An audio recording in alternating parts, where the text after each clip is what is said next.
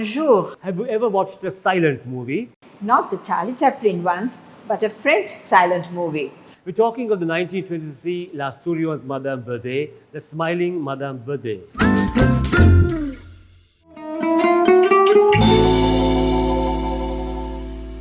The Alliance Francaise of Colombo recently played host to the screening of the French impressionist short silent film La Souriante Madame Beudet, the Smiling Madame Beudet. Made in 1923 and directed by the pioneering avant-garde film director Germaine Dulac, this film is considered by many to be one of the first truly feminist films and tells the story of an intelligent woman trapped in a loveless marriage.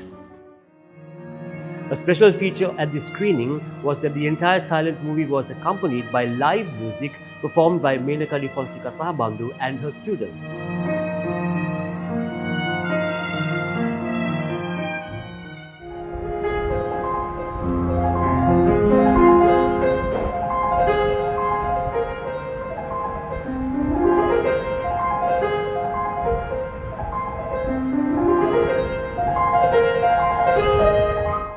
Definitely a first time for me and my students to provide live music for a silent movie. I watched the movie, of course, many times, and I know it's taken from, it was done in 1920s, somewhere in the 1920s. So basically it's sort of late romantic, impressionist, period. And first we had to choose music from that period for the movie. I chose two pianists from two of my students, Sashani Rodrigo and Tiani Sahabandhu.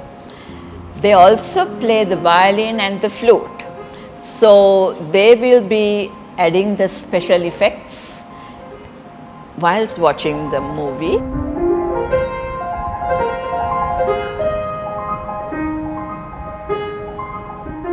It's definitely been something very new and unusual concept, but I really enjoy the process and especially the improvising and the practices I've done. It was really fun putting this together. It's been a really enriching experience being able to play things we played before, but also put our improvising skills to the test, and watching the movie and figuring out the mood of the piece and playing that, and it's been a really great process learning to do this and performing.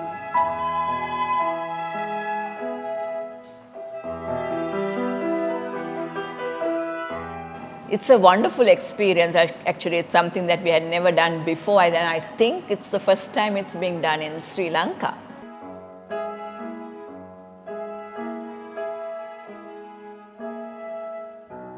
And I'm so actually grateful and thankful to the Alliance Francaise for organizing such an event.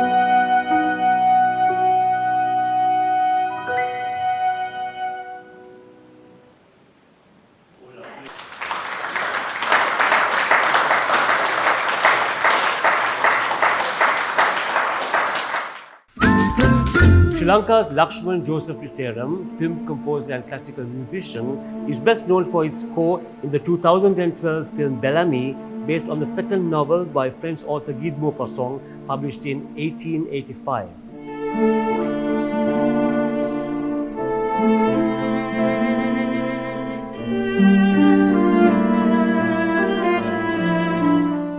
He talks about how he broke into music for film from his classical music background.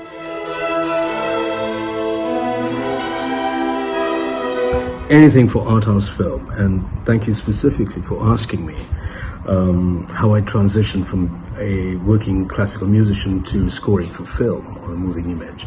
It all happened in the mid-80s in New York City when I met Budi Kizuseda, who was working at Tower Records at the time, the classical section. And one thing led to another, and I think 5 or 10 years later, on a rooftop party of a mutual friend of ours, he asks me if I could score this film for him. He was stuck, he was looking for a composer.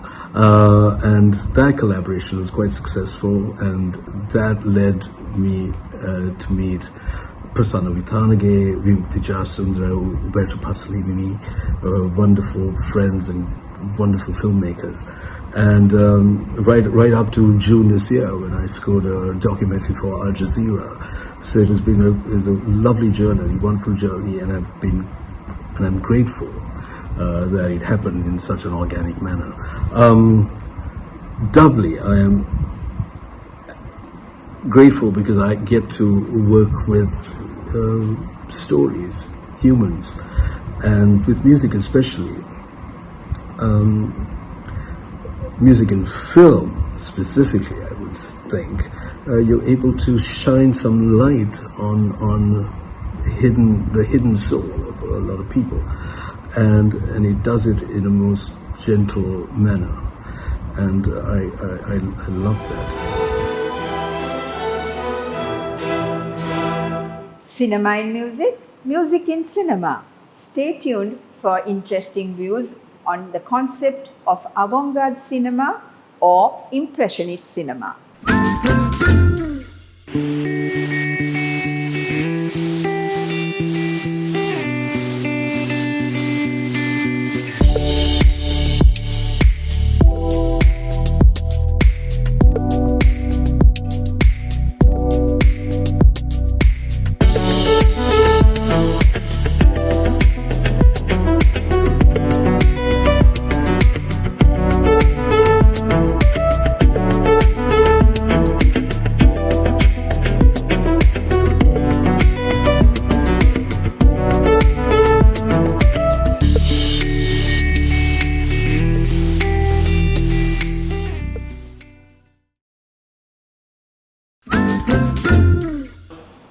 We've heard of impressionist painters and paintings like Renoir, Monet, Cézanne.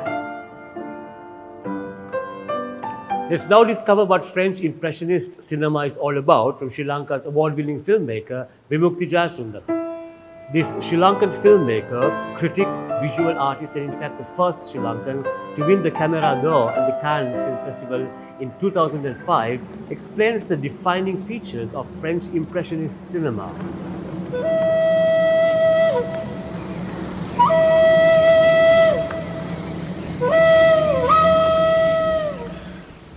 When you go to cinema, what you are watching, most probably a story. But if you wanted to enhance your concept about cinema or the experience of cinema that go beyond the storylines, that you need to understand some techniques that are being used in a film. What you see today as a storytelling, but combined with sequences like dreams, non-linear editing, and fantasies. Some scenes are heavily involved with the psychological factors in human life. Actually came to cinema as something new in the 1920s. It's something called impressionist cinema movement in France. So the very first film that came by a women filmmaker using psychological elements and beyond narrative form of cinema is called Smiling Madame Beudet. So this short film became very important in the history of cinema because it's something very new happened back then. Because people used to watch, or the filmmakers used to make films about a novel or a play, a very narrative. There's a beginning, middle, and end, sort of a very structured format. So Germaine Dulac, the feminist filmmaker, broke their rules and introduced a very different kind of cinema styles. So even today, when you see a dream sequence or a psychological something that is go beyond understanding of what you call the reality, realism, that actually being invented in the 1920s by the impressionist filmmakers in France. Film director, human rights lawyer, creative writer, and performance artist. Here's what Dr. Visakesa Chandrasekaran has to say on his take of the concept of silent cinema. So I watched Madame Beudet today. I hope I pronounced it correct. As a screenwriter, I am a writer of few words, and I like the silent play in movies, and particularly the pregnancy of the silence, so to speak. And that's what I have seen in this movie. And that silence has, although a lot of all these scenes are silent, but still there are a lot of things happening in that movie. And for a moment, I didn't think it is an old era silent movie because the story was complex. Having said that, I may have a different view about men and women. පෙති 6 කරලියමලක් ඒ කොහොමද වෙන්නේ? අරලියමලට තියෙන පෙති 5යිනේ.